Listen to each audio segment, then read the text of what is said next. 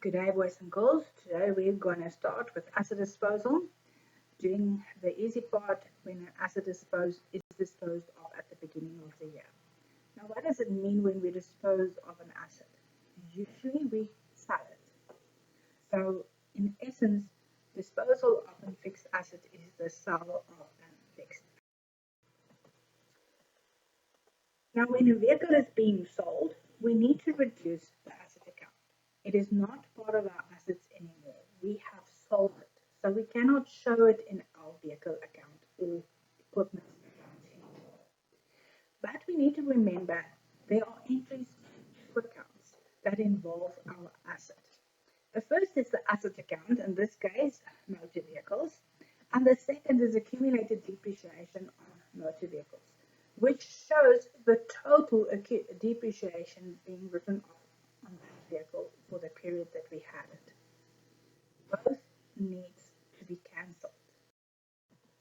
To accommodate this, we make use of a separate account where we can cancel the entries, and this is called the asset disposal account. It is especially important if you have more than one vehicle. Otherwise, you could get confused over which entries relate to which vehicle. If a vehicle with a cost price of 75,000 and an accumulated depreciation of 30,000 is sold, the entries will look as follows. So in the vehicle account, we will now assume that the business only has this one vehicle. There will be a balance of 75,000. Now remember, vehicles is an asset and therefore it has a debit balance. The accumulated depreciation is a negative asset and it will have a credit balance of 30,000.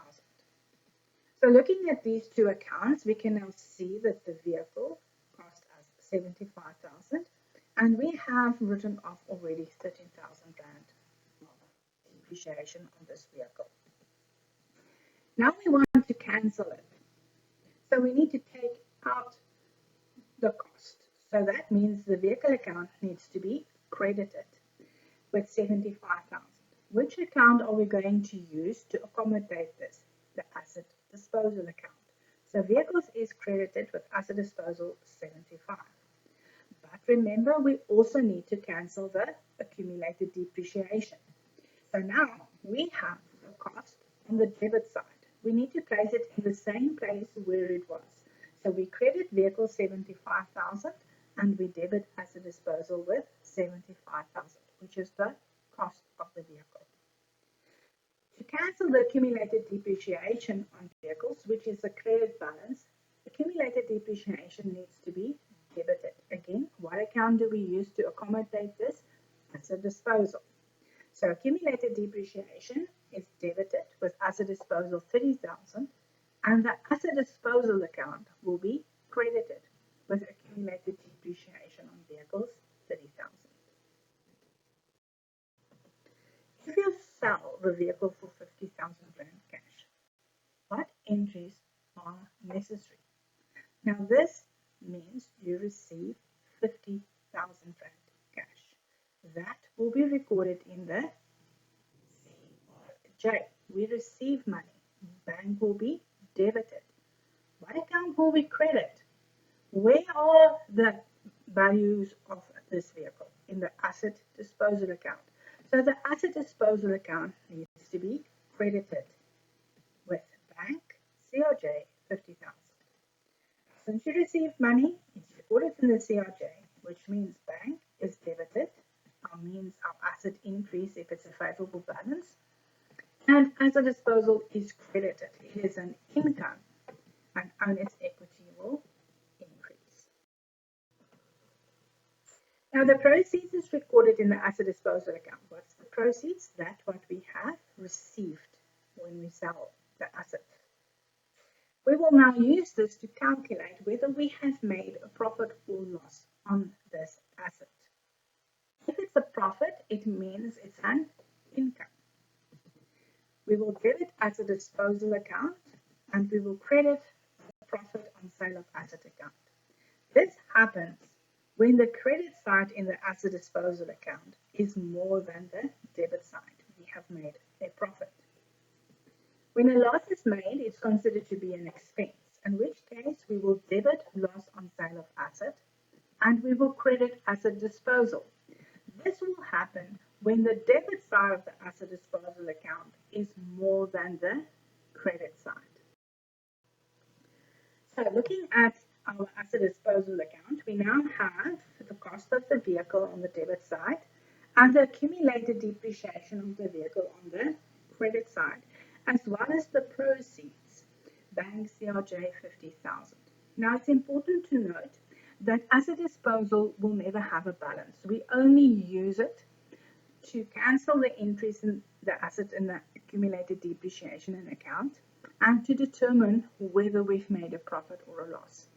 The profit will be transferred to the profit on sale of asset account, while a loss will be transferred to the loss on sale of asset account, which means the asset disposal will have no balance. Now, what did we say? A profit means the credit side is more than the debit side, and a loss means the debit side is more than the credit side. Now, looking at this account, the debit side is 75, the credit side is 30 plus 50,000, which gives us 80,000. So the credit side is the biggest, which means we have made a profit. There's a missing amount on the debit side. So the total of the credit side will be written in the total lines, and it will also be written in on the debit side. We have now created a missing amount on the debit side, which represents the profit that is made on the sale of the asset, 5,000. So now both sides add up to 80,000. The asset disposal have no balance, but the profit on sale of assets still needs to be transferred to the profit on sale of assets. We have debited the asset disposal account. We will have to credit the profit on sale of asset account. Please note, an asset can be disposed of in the following ways. As in the previous example for cash, which means my contra account and the asset disposal account will be bank. Credit, which now means somebody owes us money, and therefore the contra account in the asset disposal account will be debtors control, or a trade-in. Now, what is a trade-in? A trade-in is when we give in an old vehicle to buy a new one, and the old vehicles, the value that they give us for the old vehicle decreases the amount that we owe the creditor. Since the trade-in decreases the creditor, our contra account is creditors control.